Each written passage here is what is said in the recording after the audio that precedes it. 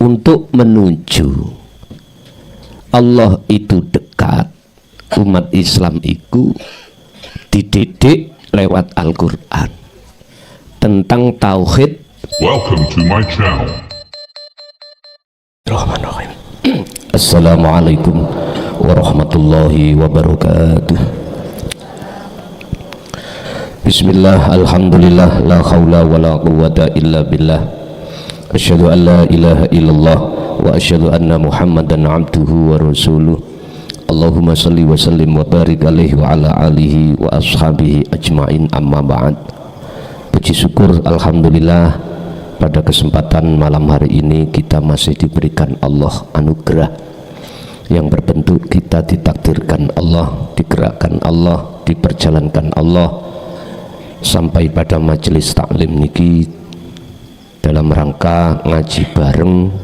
Untuk malam hari ini kita akan membahas surah Al-Baqarah ayat 186 yang bermateri bahwasanya wujudnya Allah itu dekat. Wujudnya Allah itu dekat, terus yang bagaimana? Sehingga dalam ayat lain Allah menegaskan di dalam teladannya Kanjeng Nabi, laqad kana lakum fi rasulillahi uswatun hasanah.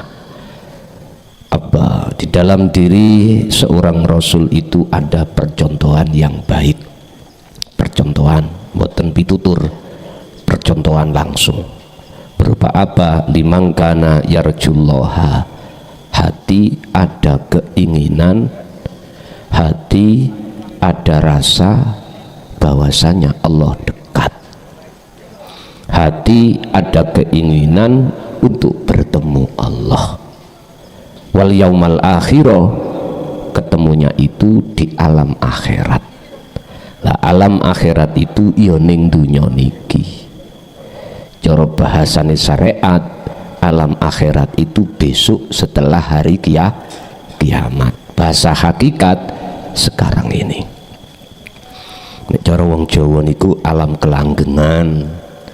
Alam kelanggengan ning dunya kuwi piye amriye, walaupun jasad bagaimana caranya, walaupun jasad kita di alam dunia, di alam muhadharah, cara wong Jawa adalah alam kasunyatan, tetapi ruh itu sudah masuk di alam akhirat. Itu ada perjalanan, ada ritualnya, ada kholwatnya sehingga bisa masuk alam itu. Sebab barang siapa di dunia belum bisa masuk ke alam akhirat, maka suk ning akhirat secara syar'i ojo arep-arep isok ketemu Gusti Allah. Mekaten Al-Isra 72 niku. Bismillahirrahmanirrahim. Surah Al-Baqarah ayat 186. Wa idza sa'alaka, lantat kalane takon ka ing sira Muhammad. Niki Kanjeng Nabi didhawuhi Gusti Allah, Muhammad bek-beke kawulaku takon menyang aku. Barangkali hambaku bertanya terhadap dirimu tentang aku. Sa'alaka takon ka ing sira sapa ibadi hamba ingsun Allah. Ani takok tentang saya, kata Allah, tentang aku. Ya fa ini mongko jawaban Muhammad, sesungguhnya saya iku qoribun dekat. Niki Al-Baqarah sebatas mengatakan qorib. Qorib itu dekat, berarti berjarak. Dekat iku sak endi, macam-macam. Dekat niku sak pira nggih macam-macam. Tapi dalam ayat lain surat Qaf, di surat Qaf ayat 16 iku Allah dawuh, wa nahnu, dan aku iku aqrabu luwih idek ilaihi min hablil warid, dari urat leher. Berarti ini enggak berjarak. Kalau tadi berjarak, kalau ini tidak berjarak. Wis. Nanti kita bahas berjarak itu yang bagaimana, dekat, dan ini tidak berjarak itu bagaimana. Bapak Ibu hadirin jamaah rahimakumullah. Untuk menuju Allah itu dekat, umat Islam itu dididik lewat Al-Quran tentang tauhid. Pertama, la ilaha illallah. Oh, niki.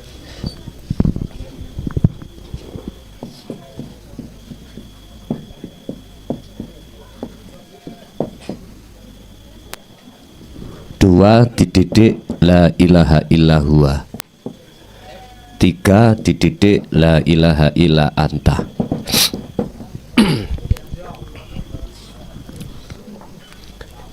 Niki di dalam hukum syariah niku didik tentang la ilaha illallah, membahas jenenge namane pangeran iku Allah.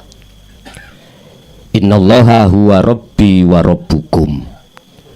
Sak temene pangeranku ya pangeranmu iku jenenge Allah. Iki umat Islam. Ini masih dikenalkan kita di dalam syariat itu nama, belum sampai terhadap wujudnya nama, cuma nama. Ini nek miturut hakikat jauh. Iman kita menganggap Allah itu jauh di atas sap langit 7, ada ars. Gusti Allah itu tenguk-tenguk di atas kursi. Bahasanya berkuasa di sana. Niki bayangan-bayangan di dalam pemahaman kita saat di syariat begitu, Pak. Bon. Ditingkatkan di tahapan kedua, la ilaha illa huwa. Dia berarti lewat sifat. Maka nih illallah itu adalah syariat, illa huwa iku thariqah.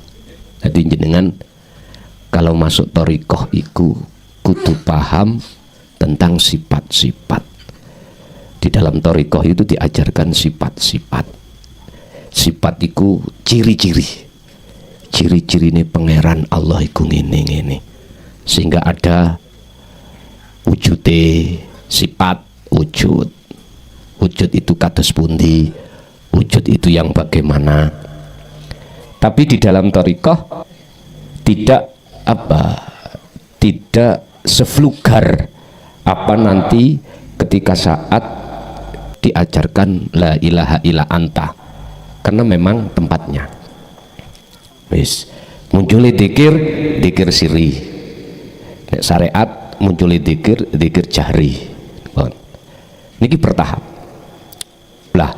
Ketika di thariqah itu kita bicara huwa, artinya adalah dia, itu masih jauh juga Allah.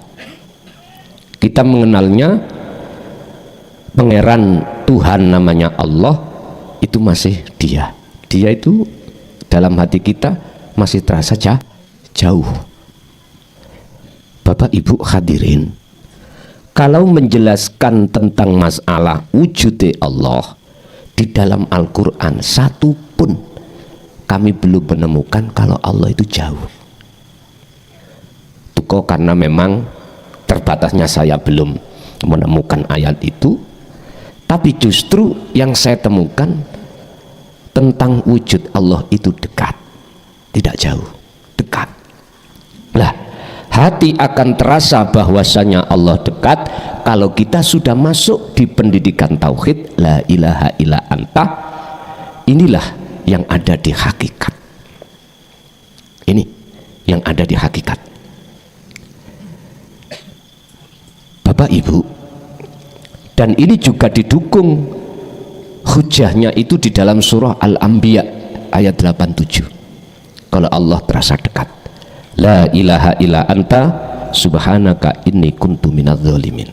Prosesnya adalah kalau hati jenengan iki bahwasanya Allah sudah terasa dekat, mesti hati sampean terlebih dahulu merasa dolim nang Allah selama ini, merasa dolim. Bentuknya kita terasa dolim minangka anak lali nang wong tuwa. Minangka artinya hati kita itu selalu lalai pada Allah. Lah, kelalaian hati kita terhadap Allah bentuk tidak ada kesadaran kalau Allah itu dekat, berarti iki zalim. Ayat subhanaka inni kuntu minadz zalimin itu kan menceritakan sejarahnya Nabi Yunus ketika saat beliau itu menyampaikan tentang tauhid ajarannya di tengah kaumnya menolak, bahkan ditengarai itu ajaran gak bener. Tapi si Yunus atine medongkol, muring. Lah, muring-muringe si Yunus iku tandane yen atine Nabi Yunus iku dolim nang Allah. Lali kalau sing membikin tolakan itu Allah. Berarti pada waktu itu Yunus melihat makhluknya. Coba kok melihat Allah mboten medongkol. Akhirnya purik toh Nabi Yunus, tinggalkan kaum sambil berdoa, hancurkan ya Allah. Lah inilah bentuk si Yunus iku dolim. Lah nyun sewu dene kok bulan Januari kula mboten moro, ojo dianggap purik. Kayak si Yunus mboten, estu mboten. Makanya ku harap untuk Desember setiap daerah yang rutinan kan ada 3 tempat, ada 4 tempat. Seperti di Sidoarjo ada 4 kalau nggak salah, 3 atau 4. Aku mohon Desember kelompoknya dadi siji. Dadi 1, entah di tempat mana, di Desember daerah itu cukup aku 1 kali. Mungkin dengan seperti ini nanti 2005 gak sidopur. Loh, siapa ngerti Gusti Allah kok turun ngoten, kula mboten ngerti. Hanya untuk Desember, hanya untuk Desember aja. Contoh Malang ini ada 4 ya. Kami mohon untuk Desember kumpul jadi 1 di tanggal 1 Desember itu. Jadi nanti untuk Desember saya sudah tidak ke Malang lagi, kecuali sing undangan khusus yang wis kadung saya terima. Tapi bukan di tempat 4 tempat itu, hanya Desember. Mbok pilih seperti ini 2025 kula sik dikersakne medal melih. Lho ngoten lho maksude. Iki demone nang Gusti Allah. Masalah kula nanti demo nang Gusti Allah. Nanti demo Pak kula tahun 2026 niku. Alasane kula 2000 sampai 2025 kula niki nyampekno niku secara khusus. Terus bahasane isyarah. 5 tahun tak takoni jamaah kinten-kinten jumlahe selawe, paham mah 5 tahun nggodeg. Terus kula demo nang Gusti Allah. Setelah demo isine diiyakan dengan catatan itu tadi saya tidur selama hampir 1 tahun. Wis orang ngerti anak, orang ngerti bojo, orang ngerti penggawean, orang ngerti tamu. Wong tidur ya Pak, tidur. Lah akhirnya setelah itu baru diperbolehkan saya untuk menyampaikan secara umum, bahkan bahasanya terang sampai detik niki. Mbok dene demone tadi seperti itu dimaklumi sapa ngerti. Lha ngoten maksud kula. Nggih tak jaluk longgare ati ae demi umat. Ngoten lho ya. Cuman Desember. Lah Desember tok. Sidoarjo sok nggih ngoten, Mojokerto ya ngono. Khususnya Mojokerto sing di luar pondok. Wis Desember dadekno sitok ae. Lah iki mboten urusane ben kula saged badminton lho, mboten lho. Mboten. Nek masalah niku gampang. Nah, niku ku harap untuk Desember Malang iki Karangploso, Wajak, Turen, terus Berpujung wis dadekno siji. Desember tok ning tanggal 1. Ayo dadi siji ning kono. Wis bareng ngono Desember ambek ngenteni kabar 2025 ngoten. Daerah liya nggih ngoten. Sidoarjo niku insyaallah 3, rencanane 4 malahan. Lah iku ku harap untuk Desember jenengan musyawarah antara tempat diletakkan di mana monggo sak kersa. Pun kita lanjutakan. Muhammad, jikalau hambaku bertanya tentang aku, jawaban aku iki dekat. Berarti kalau hati ini sudah menyadari selama ini kita lalai pada Allah itu bentuknya zalim, maka betul yang disampaikan dalam ayat, inilah maksud anta. Anta itu dekat. Kalau kita bicara anta, kamu berarti kan di depan kita. Kalau dia kan jauh, tidak di tempat. Lah, niki relatif. Inilah Bapak Ibu proses iman nuju ihsan itu di situ. Kata Rasul, jikalau kau belum bisa melihat wujud Allah, maka setidaknya kau merasa kalau Allah itu selalu melihatmu. Kalau Allah itu dekat pada dirimu. Sehingga muncullah inilah Pak Bu, zikir yang selama ini nggak ada yang berani buka, akhirnya disebut wahwa adzikru bisiril asror. La ilaha illa anta, itulah akan memunculkan sistem yang disebut zikir tanpa ucapan, tanpa nama, tanpa lafat, tanpa kalam. Bentuk ibundi ningati sampen iku ono rasa sadar kalau apa yang muncul dan timbul pada diri makhluk itu sedoyo sumberi sangka Gusti Allah. Lah wujude Allah anta ini adalah hidup urip yang ada di dalam dan di luar diri panjenengan. Kalau ini sudah sampai pada ainul basirah, setelah rasa menuju ainul basirah, hati jenengan dibuka tentang pertemuan dan melihat Allah, mongko sebelumnya jenengan iki telah difanakan Allah. Fana. Sebab muncul wujud Allah itu sebelumnya itu didahului fananya selain Allah yang kita anggap wujud seperti kita. Yang asalnya dalam hati kita merasa kita yang melakukan, yang bisa melakukan, ini difanakan Allah. Seiring berjalannya jenengan iki mengasah zikir la ilaha illa anta. Sing boten diucap la ilaha illa anta, boten maksude yaiku merasakan, menyadari apa yang muncul dan timbul semua makhluk, termasuk 35 iki mbak ya dah. Ya. Itu tidak dari makhluk, tapi dari urip. Itulah zat yang maha suci, yang menguasai, yang meliputi atas segala makhluknya.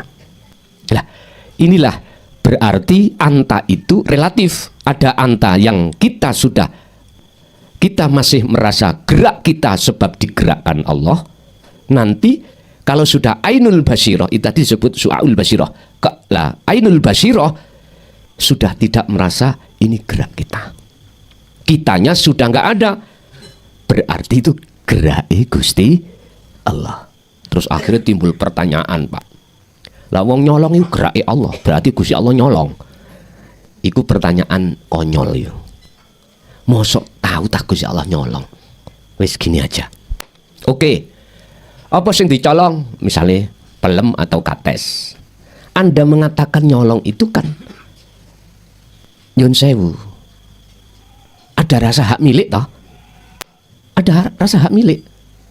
Katakanlah kates ini miliknya si A, si B mengambil. Karena Anda merasa memiliki, maka kau tuduhlah si B mencuri. Sita, kates wae sapa? Sing nyukulno sapa? Sing gedhekne sapa? Yang membuahkan siapa? Kita tanya pada hati kita, mesti jawab Allah lah gitu dah. Lah terus dari arah mana bisa membenarkan kalau itu hak kita? Padahal Allah katakan walillahil masyriqu wal maghrib, walillahilan iku tetep semuanya kedue Allah opo al masyriqu utawi opo wae yang ada di jagat timur dan jagat barat iku milik Allah. Lah yang sang bergerak di dalam si B ku Allah. Mosok si Gusti Allah sampean tuduh nyol? Gak pantas. Lah iku wae Gusti Allah. Nek Gusti Allah ngambil, mosok sampean tuduh nyolong. Sing sampean tuduh nyolong itu adalah orang itu karena hukum syariat Anda merasa memiliki. Kalau Anda sudah merasa memiliki, Anda merasa wujud. Mboten saged panggih Allah dan mengatakan Allah dekat. Nggak bisa. Inilah Pak, butuh kacamata dua antara syariat dengan hakikat itu di situ. Terus maneh sing nawemen berarti dilokalisasi nek Allah, berarti Gusti Allah wik yo. Nggih ngapunten Pak, iki pertanyaan konyol banget. Itu sebab ketidakpahaman kita tentang masalah ihsan, tentang masalah ilmu tahqiq, ilmu hakikat nuju makrifat. Itu pertanyaannya di situ. Lan jenengan akhirnya bingung. Mosok Gusti Allah mangan, mosok Gusti Allah salat, mosok Gusti Allah. Lah niki bau bingung akhirnya. Bon. Muhammad, jikalau hambaku bertanya tentang aku, katakan aku iki dekat. Ayat ini hanya berlaku bagi jenengan yang sudah sadar. Kalau gerak-gerik sampai kali kula niki bukan gerak-gerik kita, tapi gerak-gerik Allah. Kemarin dalam Hikam pasal 136-37 Sayyidina Athaillah iku dawuh, Gusti Allah iku ngelarang terhadap kita sebagai hambanya menghai apa yang bukan haknya. Contoh, wujud hak Allah sebagai sifat Allah. Kita hamba makhluk Adam tidak wujud. Kalau hati kita merasa kita itu wujud dikarenakan dalil di syariat, makhluk wujudi iku sebab diwujudkan oleh sang wujud, maka kita tidak sadar kalau berhenti di sini terus terjebak in dalam zalim. Kalau Anda gak ingin dikatakan Allah sebagai perbuatan zalim, inna sholata tanha anil faksha. Faksha itu adalah keji. Keji itu zalim niki wong. Maka kembalilah kau ke asalmu. Asalnya kita makhluk tidak ada, kembalilah ke tidak ada. Lah untuk bisa kembali ke tidak ada, mau tidak mau jalannya lewat hakikat nuju makrifat. Pun mboten saged ditawar. Artinya umat manusia wajib belajar ilmu ketuhanan untuk bisa mengesahkan Allah. Umat Islam wajib belajar ilmu tauhid. Nek cara bahasa kelas, wajib wong syariat thariqah iku ke hakikat. Memahami tujuan kau urip iku ning dunya nyapo, untuk apa dan kemana. Tapi fakta di lapangan jarang sing mau Pak. Makanya kalau sudah berbicara ngaji tentang tauhid, wis podo ngalih. Tapi kalau kita bicara tentang masalah minat dunya, urusan dunya, apa maneh apalagi ya opo carane kuwi bisnis sukses, dunyamu iku mewah, keraut Pak, bayar piro wae dilakoni. Sampai ada yang membikin goro-goro yang lagi tren sering terjadi penggandaan uang. Wis ta Pak, iku mbojo. Gelem gak gelem mbojo. Lho es tuh.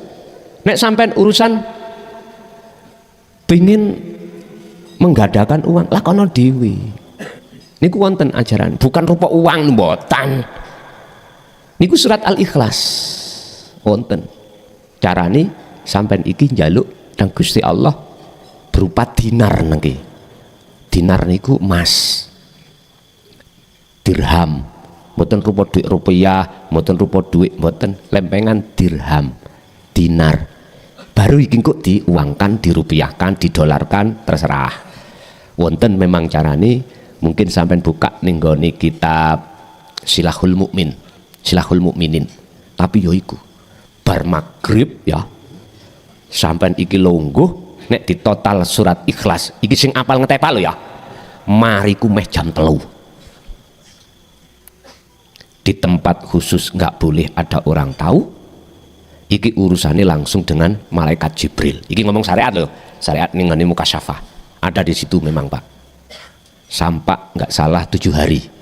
Hadi 7 malam. Sampai ben mari maghrib langsung lungguh ngoco surat Al-Ikhlas ngetepal. Jumlahe lali kula. Cuman waktune sampai meh subuh. Iki sing apal. Lah nek sik kait ngejah-ngejah ya tutuk duhur barang sampean. Nggih. Wonten. Lah nek diajak ngeten iki wah gemrawuduk wis. Itulah karakter sifat manusia, Pak. Semuanya tidak saya, tidak jenengan. Apalagi yang kelilit utang. Wis Gusti Allah iku luwih cetha, Pak. Sampe nek wis ngerti aturan di dalam hukum hakikat, mboten gopoh walaupun kelilit utang. Karena sampean akan sadar bahwasanya segala gerak-gerik terjadinya takdir apapun itu tidak keluar dari Allah. Ini wa aslimu lahu namanya, wis pasrah. Jenengan kali kula ora iso pasrah dengan benar, Pak. Kalau tidak kembali ketemu Allah dulu. Wa anibu ila rabbikum. Nek gak balik dhisik mboten saged. Nek gak wis ketemu Allah, pasrah mboten saged. Pasrah mek cara lesan tok sampean kali kula. Tapi ketika gak teko-teko protes ning ati. Wis tak wirid kok gak metu-metu, salatku wis jangkep sembarang tak pii, kok sik aku didadekno wong melarat. Ning ati bicara ngoten, sawu ngrunjal. Bon, kita lanjut ke materi kita. Kalau sudah memahamkan kita itu sudah dipahamkan Allah tentang maksud la ilaha illa anta yang sampai detik ini yang kami serukan terhadap umat, maka disitulah jenengan keadaan apapun, situasi apapun, hati jenengan gampang merasakan kehadiran Allah. Gampang hati sampean merasa menyadari kalau yang berperan adalah Allah. Oleh sebab itu ujibu jalu'a marqa madepo menghadaplah kau dakwatad da'i ujibu dan ngijabahi sapa ingsun Allah dakwatad da'i ing penjaluke wong sing njaluk ida da'ani tatkalane njaluk sapa da'i. Aku kata Allah akan ngijabahi terhadap siapa yang minta padaku, betul-betul minta padaku. Da'a ini Pak ya, nyun sewu, kalau syariat diartikan wong sing njaluk, orang yang minta. Tapi di dalam hakikat bahasa da'a ini adalah orang yang menghadap. Ini yang benar Pak. Kan ayatnya ada jawab, ada syarat idza da'an. Aku akan mengijabahi terhadap sopo sing betul-betul minta nang aku. Orang minta kan harus ketemu terhadap orang yang memberi. Berarti langkah orang doa yang benar adalah temui dulu pada Allahmu. Temui wujudnya Allah dulu. Baru engkau dikatakan betul-betul mintanya terhadap Allah itu. Kita kan bahasa Allah kan lesan Pak, sarengat, ya toh? Bahasa hati kita jelas makhluk, kebanyakan makhluk. Apa? Arep-arepe ati ngadep menyang apa sing dijaluk, iku makhluk. Inilah kesalahan umat manusia saat meminta itu antara lesan dengan hati tidak sesuai. Lesan mengatakan Allah, hati mengharapkan tekane apa datangnya yang diminta, padahal iku juga makhluk. Makanya da'a ini secara hakikat diartikan menghadap. Waqala aidan ud'uni astajib lakum, jalu osiro kabeh ni ingsun. Tapi niki syaratnya disembunyikan, jikalau kau betul-betul mintanya terhadapku, mongko astajib, baru ayat astajib berlaku. Syarat orang minta itu wajib ketemu terhadap yang memberi. Kita umat manusia nggak pernah ketemu. Karena mengapa? Allah kita anggap jauh. Mengapa kita Allah menganggap jauh? Karena innalladzina kafaru bi ayatina, bi ayatillahi waliqaihi.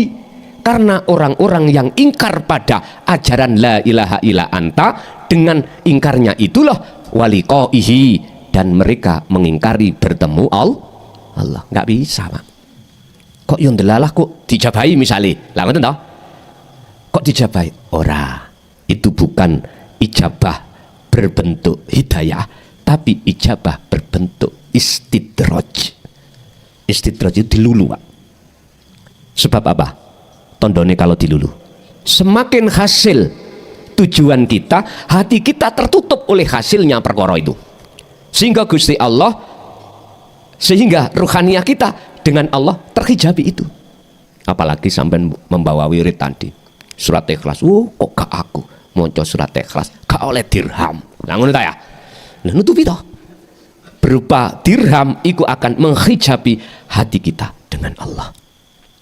Bentuknya kita nggak sadar kalau semua itu datangnya dari Allah. Mboten saged terhijabi, malaikat Jibril ngijabi, terhijab datang sampean kali kula. Tapi bagi orang-orang yang da'a itu diartikan menghadap, maka ketika saat menghadap sampean mboten saged ngomong. Tadi ini kan ada permintaan ya toh, masalah utang dan lunas, menghadap ketemu Allah, mboten saged ngomong sampean. Mboten ketemu, mboten saged ngomong. Bagaimana sampean saged ngomong wong sampean iku musna, fana? Kan mboten saged. Bahasa etika ngeten. Mengapa kita nggak bisa berdoa, minta ketika saat bertemu Allah? Karena sifatnya Allah, innallaha ya'lamu ma fis sudur. Pertama, Gusti Allah wis ngerti nek utangmu akeh. Gak usah kok tegesno. Nek kok tegesno menghitapi Allah iku goblok. Lho ngoten lho. Gusti Allah bodoh. Padahal Gusti Allah Maha Alim. Mboten saged Pak sampean Gusti baru ketemu ya. Utang kula kok mboten saged. Karena apa? Karena jenengan siapapun hamba yang dikatakan sudah bertemu Allah, si hamba niki musno. Musno. Kalau musno tidak ada, bagaimana mungkin bisa ngomong? Mboten saged. Yang kedua, apa mungkin jenengan berkata itu, lah wong nyun sewu, wong Gusti Allah piyambak sing ana kono apa ya ora ngerti. Wis. Nomor dua, alasannya jenengan izin. Kalau muncul hambanya sadar izin, Pak. Karena tiap detik kita dilayani Allah, bernafas Allah gratis no. Ora disuruh genti dengan nilai rupiah. Gratis tis. Belum lagi mata melihat, telinga mendengar, jenengan sehat. Gratis. Nggak disuruh Allah bayar. Cuman mek ngeten tok Gusti Allah. Bukan njaluk disembah mboten.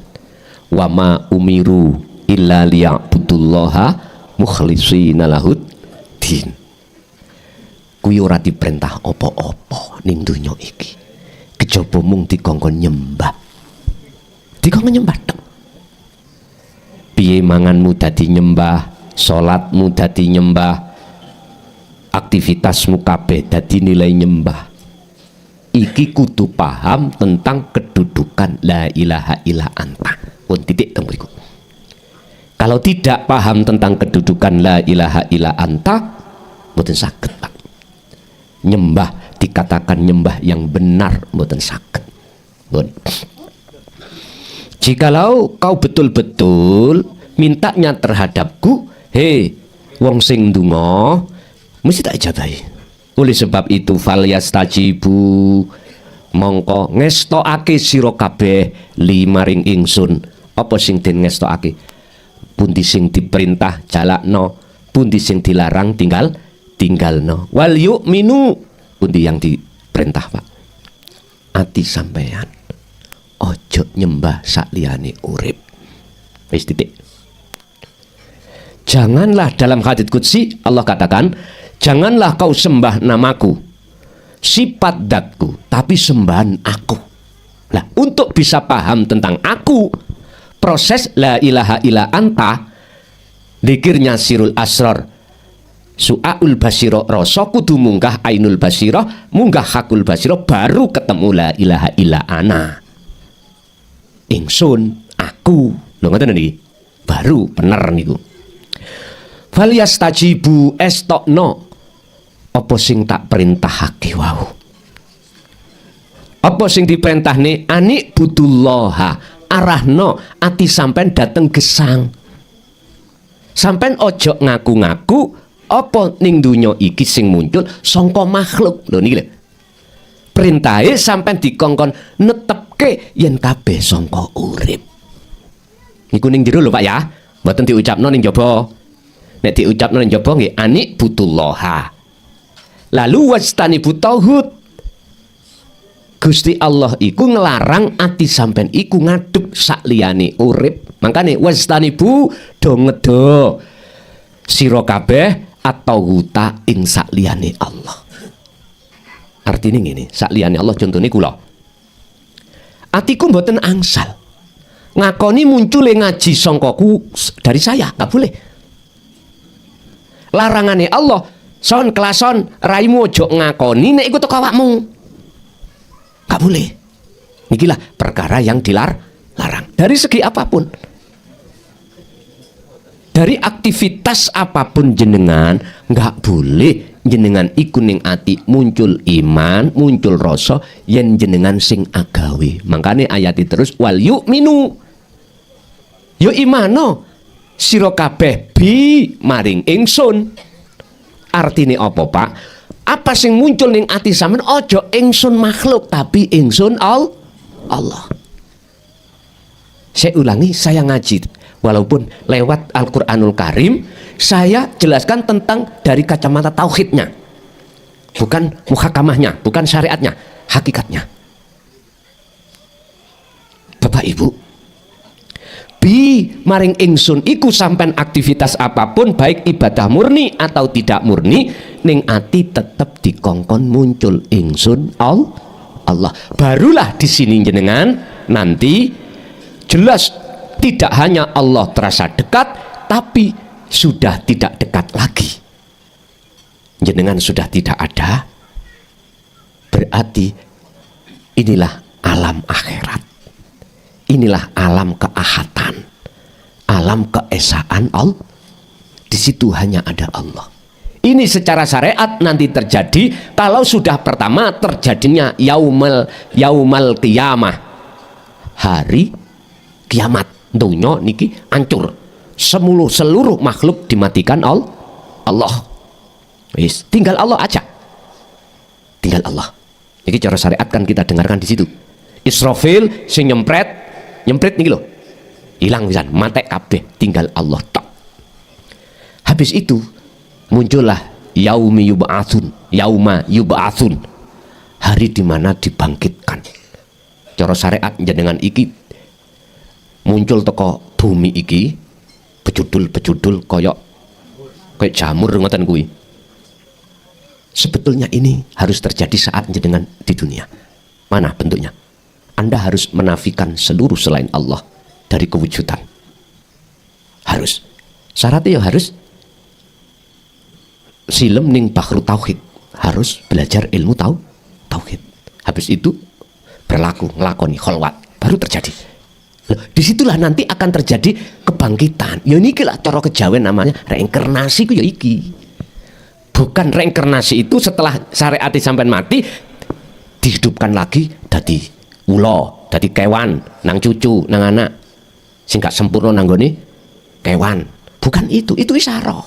Artinya apa? Menungso nek mati kok belum ketemu Allah, sipate koyok kewan. Lho, ulaika kal an'am balhum adzol. Sifat, Pak. Akhirnya netes nang anake. Persis koyok bapakmu. Ngono iku ngomong. Sehingga memakai sistem wah iku gak rutu gak adoh teko wite lah. Yang ngeten. Ya digawa codot ya adoh. Nggih nyun sewu. Pun ngapunten. Wal yu'minu yo imano sira kabeh bi maring ingsun, artine kuwi kudu duweni keyakinan bahwasanya bukan diri kita yang melakukan. Ojo ku makhluk yang melakukan, tapi ku Allah. La'allahum yarsyudun. Supaya apa kita ditekankan iman semuanya itu hanya akunya Allah, supaya betul-betul jenengan iki berjalan di atas jalan yang selalu dapat hidayah. Ngoten lho maksudnya. Wis nek kaya ngene jenengan betul-betul sudah sampai la ilaha illa ana, maka mesti yarsudun itu datang terhadap jenengan. Sehingga aktivitas nopo mawon jenengan yakin hati itu selalu connect datang Allah. Wis iki mboten saged dipedhot, Pak. Hubungan ati sampean langsung pada urip niku mboten saged dipedhot. Mboten saged putus. Kalau jenengan ini sudah yarsudun, selalu dipayungi Allah dengan hidayahnya, mboten saged putus. Ini mudah dan berat. Berat bagi siapa? Berat bagi orang-orang yang menolak la ilaha illa anta. Dan mudah bagi orang-orang yang sudah mencapai tidak hanya la ilaha illa anta, tapi yang keempat la ilaha illa ana. Wis. Sekarang begini, saya kembalikan pada umat manusia. Pertama, kita di dunia sugiyo ya apa, mulya kaya apa di mata manusia, setinggi apapun jabatan kita di mata manusia, toh pada akhirnya kita tinggalkan dengan bentuk kematian. Mikir, niki sing gelem mikir niku nek wis umur sekitar 40 ke atas biasa. Tapi sedikit yang di bawahnya itu gelem mikir. Satu. Nomor dua, ruhaniyah kita saat di dunia ini apa yang kita cari? Ruhaniyah kita itu apa yang kita cari? Toh kita itu ditunggu satu masa yang kekal. Setelah kematiannya jasad, setelah roh itu dipisahkan Allah dari jasad. Ini namanya game over. Terus, sudahkah wabtaghi fima atakallah darul akhirah?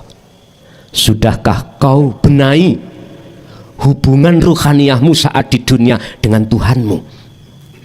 Kalau belum, mohon maaf, summalatun sorun, kita tidak akan mendapatkan cahaya sedikit pun setelah kita tinggalkan alam jasad. Alam jasad disebut alam dunya, Pak. Cara manuk berhubung kurungane sangkare rusak, manuke ucul pun roh sama. Jikalau burung itu sudah keluar kok gak dapat cahaya, mi berenang di, Pak. Sampai ngerti kelelawar nggih? Kelelawar nih nopo, oh nek awan gak metu, nek bengi kok metu. Iku gambarane atine wong. Hati kita manusia. Sebetulnya itu kalau isi hati kita adalah dunia tok, hati kita itu disebut hati sing deladap. Minangka kelelawar ketika keluar siang hari, padang itu dadi gelap, Pak. Niki nek cara bahasa ilmu elektro mungkin. Mbuh ilmu apa? Iku jenenge ultraviolet. Sampai nanti duwe kacamata ultraviolet. Nek kena cahaya lah malah pet. Mungkin TNI Polri niki. Teleskop yang bersifatkan dibuat untuk melihat malam Lah wonten nggih? Apa infrared? Mbuh wis aku pokoknya LED ngoten niku wis tak wawur mawon ultraviolet.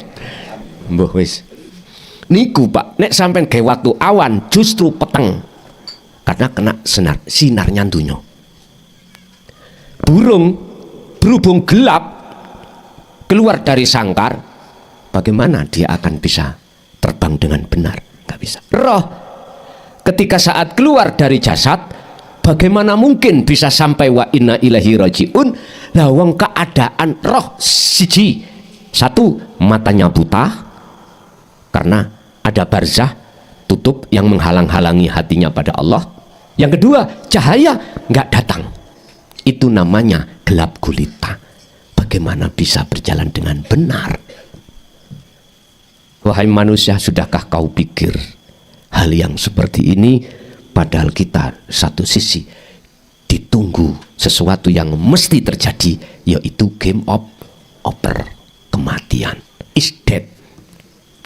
Ya udah, biasanya Pak, nek wis tuwek baru sadar. Wis wajar nek wis tuwek karena sudah mampu lemah. Makanya pun heran kalau nek ngaji nanti ya sing takon tuwek-tuwek. Sarek nom-nom ngene iku sing umur ndukure 20, sik riareu ngopi no alun-alun. Padahal namanya kematian itu gak mesti nunggu tua, gak mesti loro. Sik nom gagah nyun sewu pedahan motor iso uga. Tidak punya riwayat sakit berat, kaget mereka oleh hadiah motor, mati, jantungnya gak kuat lah, sakit mawon. Makanya kematian itu Allah rahasiakan semata-mata supaya manusia itu mau introspeksi, mau evaluasi, mau sadar diri mulai dini.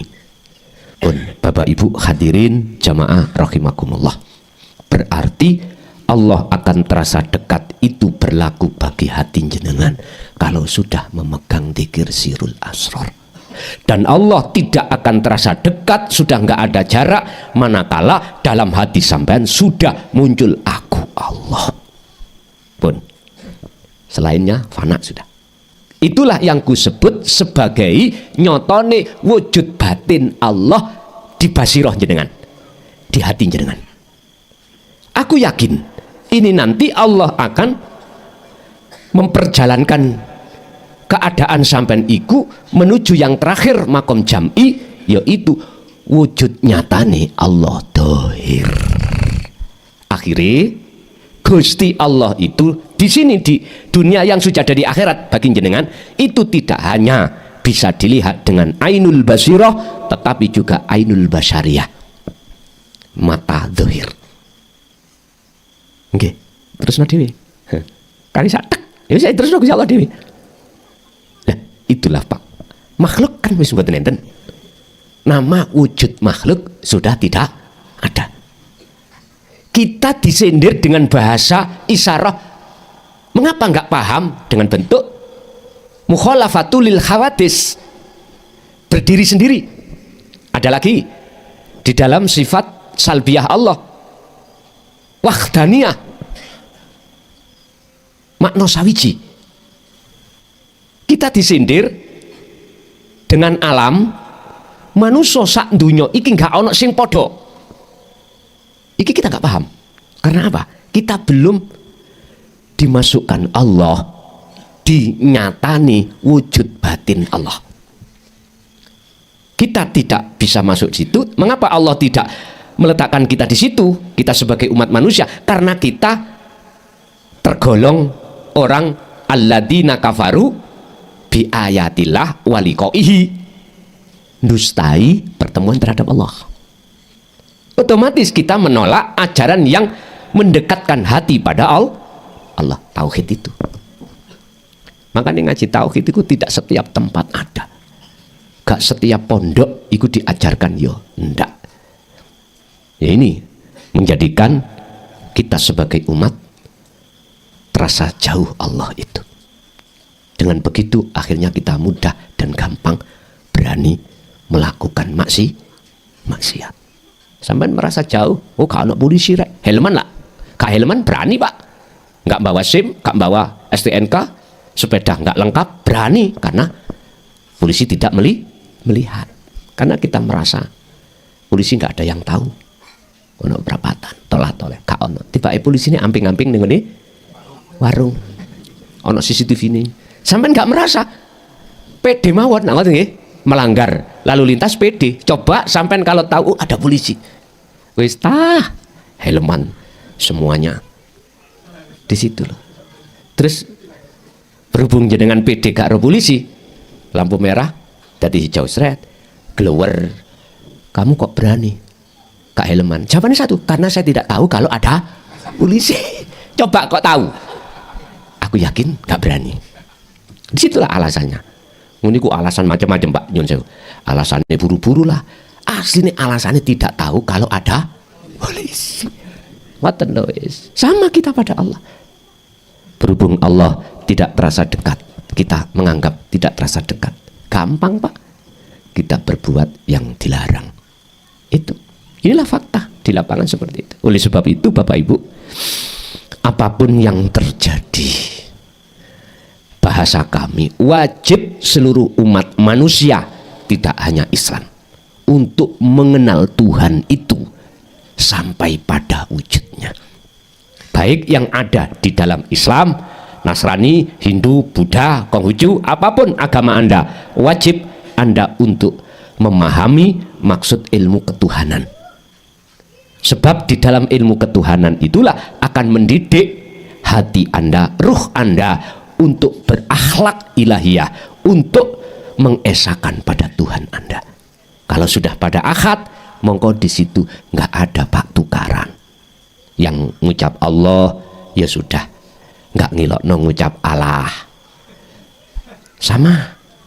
Kalau sudah sama-sama duduk di akad, nggak ada pertengkaran, nggak ada saling klaim aku yang benar, sana yang salah, nggak ada.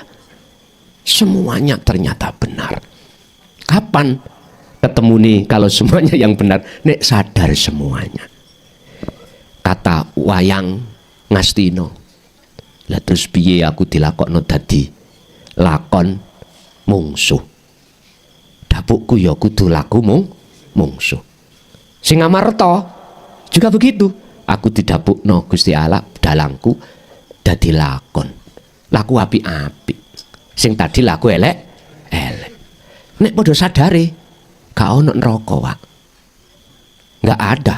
Cerita itu tidak bisa sampai pada Allah, enggak bisa. Makanya kalau Pak Dalang sudah selesai bertanggapan, semua wayang itu jadi satu masuk kotak. Lu di situ. Iki nek padha sadari. Makanya Abu Nawas ngene, Gusti, kula niki gak pantes mlebu surga. Tapi kula mboten kuat panase geni. Mboten minta, mboten. Curhat. Abu Nawas intine ya sepurohon Gusti nek aku salah. Asli ngoten. Akhirnya ya wis, wong niki kekasih Allah. Ya otomatis Pak, wa yaghfir lakum dzunubakum wa kaffir ankum sayyi'atikum. Ya sudah. Sak gedhe dosa sampean kalih aku yang pernah kita lakukan, baik dosa jasmani maksiat, dosa rohani syirik. Kalau yang datang pengapurane Allah disebut rahmat, maka bagi Allah enteng. Dosa iku dadi cuwili. Tapi sekecil apapun kesalahan kita, mohon maaf, jikalau yang hadir iki sifat adile Allah, wis gak iso Pak. Sing jenenge cilik dosane dadi enteng mboten saged. Enggak di ngapura. Mboten saged. Nggih. Siapa yang mendapatkan anugerah iki? Rahmat ini. Kata Rasul di dalam surat Al-Ahzab ayat 41, yaitu liman kana yarjullaha, yaiku wong sing ning atine ana keinginan rasa rindu ketemu Gusti Allah. Kalau dalam surat Al-An'am ayat 31 kata Rasul, ya iki umatku sing mengikuti aku fattabi'uni yuhibbukumullah. Kalau kau betul-betul mengikuti, menteladani apa yang sudah kucontohkan, maka yuhibbukumullah, Allah akan menjadikan kau sebagai kekasihnya, disebabkan kau telah melepaskan cintanya ruhmu terhadap selain Allah. Lalu kesalahannya wa yaghfir lakum dzunubakum. Dosa kau wedine mulai cilik sampai gerang jenengan kali kula berlaku faksa keji, datang Allah berbentuk lalai, datang Allah diampuni. Makanya mengapa Allah katakan dalam salah satu ayat, innas sholata tanha anil faksha wal mungkar, surat Al-Ankabut. Sesungguhnya sholat itu bisa mencegah perbuatan keji dan ingkar, mungkar. Sholat yang bagaimana? Yang ketemu Allah. Itulah sholat yang disebut sholat khusyuk cara syariat. Bagaimana kita bisa bertemu Allah, sedangkan alat wasilah yang untuk menghantarkan jenengan kepada Allah kita tolak? Mboten saged, Pak. Bagaimana mungkin kita akan bisa ketemu Allah sementara syariat dan thariqah kita tolak. Apa syariatnya? Dinu tauhid. Itu adalah syariatnya, ilmu. Thariqah apa? Wasilah. Jalan apapun. Aktivitas apapun. Kita bi ayatillah, ayatnya aja kita tolak. Kita nggak mau menerima. Otomatis ingkar. Kalau ingkar, jangan harap bisa bertemu Allah di dalam waktu sholat. Makanya nyun sewu, permisi siapapun kita, kalau tolak itu ajaran dari Rasulullah di jalur tauhid, wis tah masih tak udeng-udengmu iku sak tempeh terus ngaku duriah Rasul, nyun sewu, wis gak usah bohong hatimu. Mesti waktu sholat gak isok ketemu Gusti, gak isok.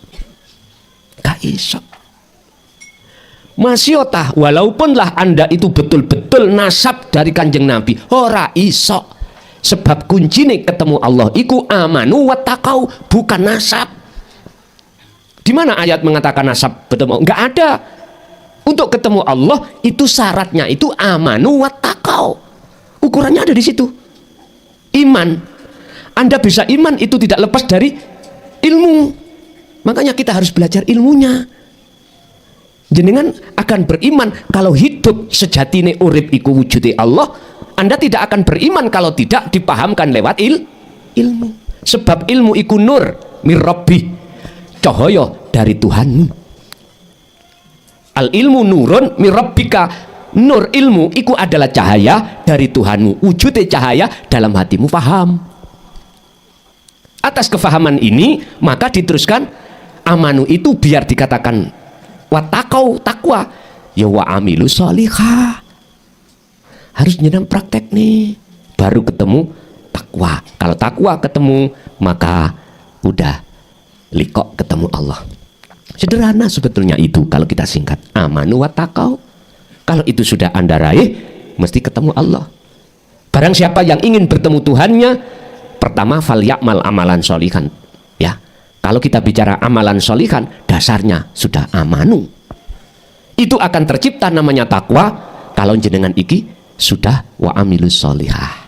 Setelah itu otomatis syarat yang kedua wala yusyrik, tidak menyekutukan Allah, pasti terjadi kalau takwa sudah terbangun. Barulah jenengan dikatakan amal arif, orang yang makrifat ketemu Gusti Allah. Orang yang makrifat ketemu Allah, orang yang sudah fana orangnya.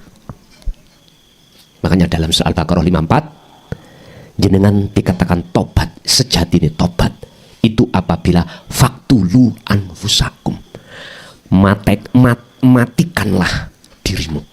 Faktulu podo matenono sira kabeh anfusakum ing nafsumu, keakuanmu itulah matikan. Baru jenengan akan dikatakan tobat sak temene tobat. Nek cara syariat tobat jasmani mboten saged, iku lombok tobate. Iya, waktu sudah ngelakoni getun Pak, tapi nanti sisi lain ono kesempatan, waktu nindukung biaya ada, mesti kelakon maneh. Wis tah lah, mana yang kita katakan nasuhan iku sejati ini tobat nggak ngelakoni maneh. Iki tadi jenengan harus mematikan keakuan jenengan. Bapak Ibu hadirin, itulah pembahasan tentang bahwasanya Allah terasa dekat, nanti akan sampai Allah tidak dekat lagi. Ahad jadinya, la ilaha illa anta, lalu la ilaha illa ana. Kalau sudah sampai di sini, tugas jenengan kali kula cuman satu, sambil nunggu kurungan buyar rusak, ya dah, kita tetap menggejoi fakotis tamsaka bil urwatil wuthqa, menjaga tali itu tidak putus. Oke, Bapak Ibu hadirin, itulah apa yang telah Allah berikan pada anugerah, berikan pada kesempatan malam hari ini. Semoga estu menjadikan satu buah ilmu yang bermanfaat, barokah terhadap kita dan keluarga kita semuanya. Ila yaumiddin, lahumul fatihah.